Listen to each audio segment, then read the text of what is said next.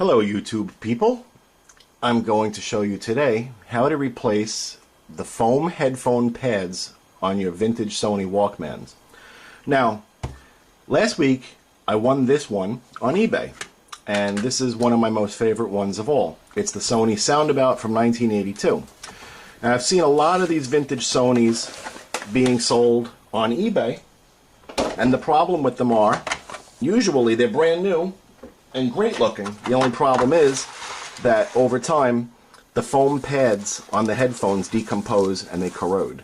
Now, this was completely brand new in its box and looks like it was never used. It comes with all the paperwork and it's like in mint condition.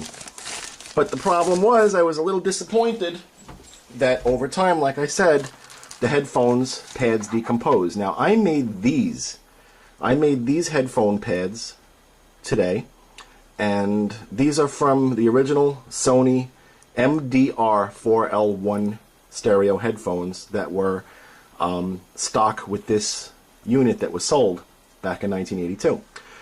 So let's get started. I'll show you how it's done, or how I did it at least. Hopefully you're able to do these things as well as I did. What you're going to need first is sponge. And I went to a 99-cent store, one of those cheap-ass stores, and I got one of these foam pads. And it's very soft and squishy. It's got little tiny air bubbles in it. I don't know if you could see the air bubbles, but they're small. You do not want one of these, because these are hard. And once you wet them, they dry, they get hard again, and the air bubbles are thick, and it's scratchy. But this one is smooth, and it's squishy. This is stiff. So you don't want one of these. You want one of these cheap-ass ones. Hopefully, you could find one in the proper color that your headphones came with. My headphones came with the color orange when they were brand new, but I couldn't find an orange pad. I'll continue looking till I find an orange and redo it over again, because as of now, these are like a yellow or a greenish yellow. So what you're going to need are two 45 RPM adapters. Record adapters. And if you don't know what an RPM 45 is, 45 RPM, it's a record. And they fit inside the record so it can be played on the turntable, because it's got the big hole. You want to fill up the big hole with the adapter. So you get these two adapters. These come from a Technique 1200 turntable. And you'll sandwich these adapters on the foam, but you want to make sure they're completely aligned. You squeeze them down as hard as you can, and you'll feel around them to make sure that they're properly aligned. I'm not going to use this foam pad, but I'll use the one that I used before. This is the one that I had used. So what you do is you sandwich these two completely around it, and you want to make sure that the pad does not you want to make sure it doesn't twist, because it'll be lopsided once you cut it, and it looks kind of stupid. So you squeeze them down and you feel around. You feel your way around to make sure that they're completely aligned with each other. And that seems perfect. And then from here, what you'll do is, you'll probably have a better pair of scissors, but keeping that pressed and not letting it go, you'll cut around using these 45 RPM adapters as like a template or a pattern for your sponge. Okay, so now that's cut, and you continue holding it, and you hold it tight, and you don't let it go. You don't want to lose the spot that you've completely cut, and you want to trim off all the slop that's around it. So what you do in that case is you get yourself a razor, and you'll cut.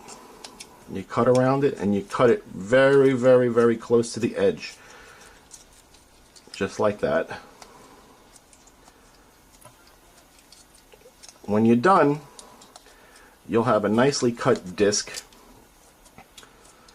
and it takes a little time, takes a little patience, but if you're like I am, and you want your vintage Sony headphones to have the right look, you'll do the right thing, and you'll take your time. As for now, I'm going to try to do this as fast as possible to give you the idea on what I've done. Now don't forget, you don't let go of these 245 spindles because you want to keep the same edge on what you're cutting on the sponge. You don't want to let that go, but you completely shave that down all around and you just pull it off.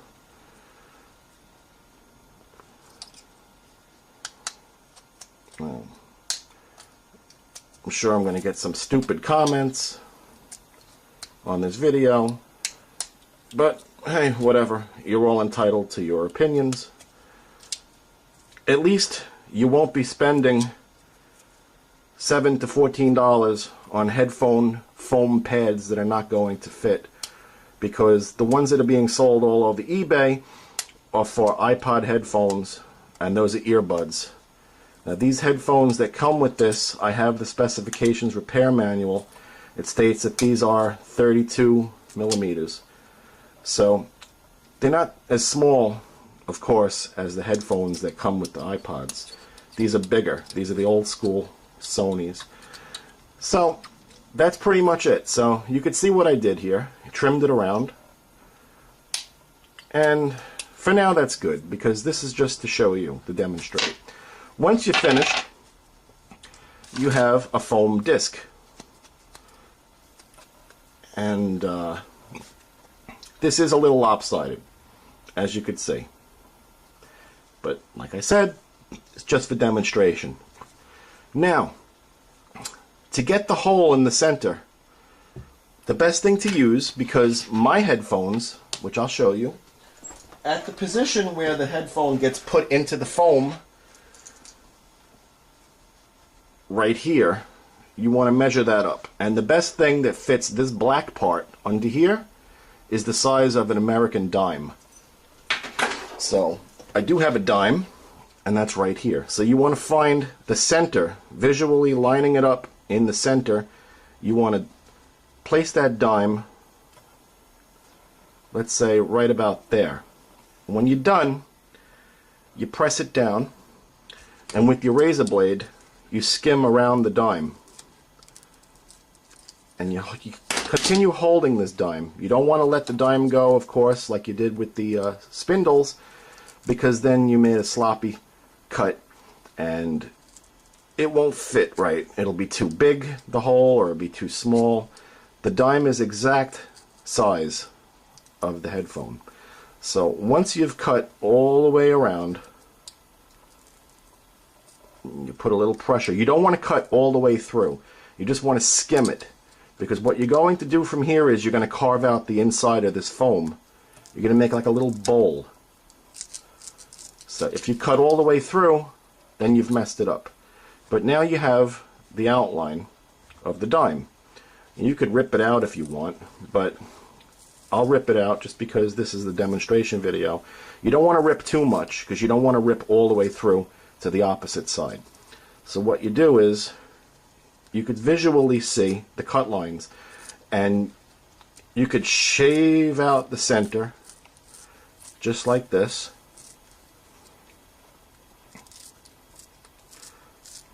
Very lightly. Like I said, you don't want to cut through completely. You want to leave some space to give the foam the cushioning that you want on your ears when the headphones are in.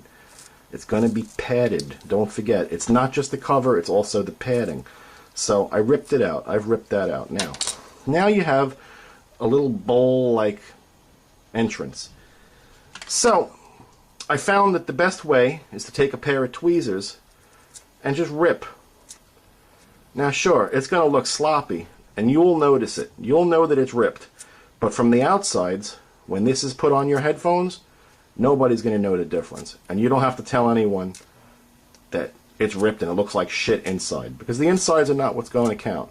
Especially if you manage to find the orange foam pads, it's going to look just like it did when it was manufactured in Japan by SONY. So you continue, you rip around the inside towards the edge. You want to make an edge inside so that the headphone will sit inside. Oh, I'm going off camera here, sorry. And you want to rip. You place the tweezers in the headphone pad towards the edge, towards here. So you're going pretty much this way, ripping out this way. So you continue doing this all the way around. You could even pick it out after, because it becomes all shredded inside.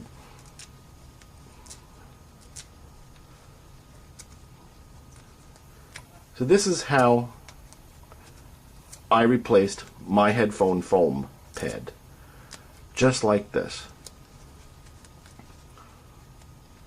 It's not hard to do, and of course I'm doing it fast just so that I can make the video for you. But once you're in, you're able to tuck your finger in there. See? It goes in about that much. Yes, I bite my nails. Don't comment about that either. I'm very well aware that I bite my nails. I've been doing it since I'm a baby. So, that's how you would replace your headphone foam pads for your Sony vintage headphones. Of course, if you want very easily around the edge, if you don't want a squared edge, you could very easily trim the edges and round it off. It'll look even better.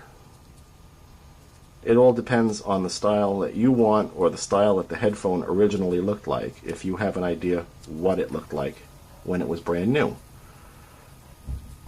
But that's pretty much how it's done. How I did it anyway. Now, these pads are not expensive. For this particular brand that I took today, this was 10 of these pads in a package for $1, which leaves them about a dime a piece, but whatever. So that's it. These are very, very squishy. They're just like the manufactured brand that you had originally with the headphone. You could find these. I've seen these pads in green. I've seen them in black. And I'm still looking for the orange. But then again, I only went out today and I only found this color today. So like I said, you pick around the inside so that when the headphone goes in, you slide it in, the headphone will grip on the inside completely around. You fit it on, and then of course the finished product will be these.